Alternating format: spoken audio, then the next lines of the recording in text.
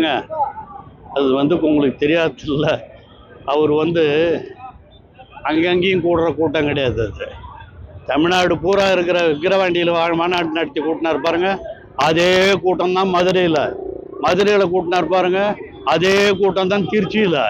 அதால் தான் அவர் என்ன பண்ணுறாரு, சனிக்கிழமை நடத்துகிறாரு. தினம் தொகுதிக்கு போனால் அங்கே இருக்கிறவன் எவனா வரணும், இவங்களே திரும்பி வர முடியாது. அதுக்காக திட்டமிட்டு அவர் சனிக்கிழமை நடத்துகிறாரு.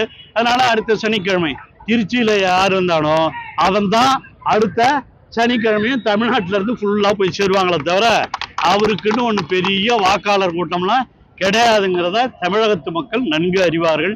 அந்த அடிப்படையிலே தமிழக முதலமைச்சர் அவர்கள் தெரிவித்திருக்கிற நிகழ்ச்சி அதுதான்.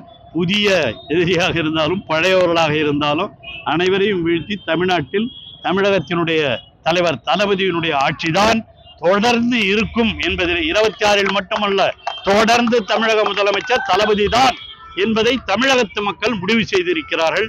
அதற்கு ஏற்ப தமிழக முதல்வர் அவர்கள் சாதனை செய்திருக்கிறார்கள். அதையெல்லாம் மக்களுக்கு எடுத்து சொல்ல வேண்டிய நாள் தான் இந்த நாட்கள் என்று சொல்லி நிறைவு செய்கிறேன். நன்றி வணக்கம்.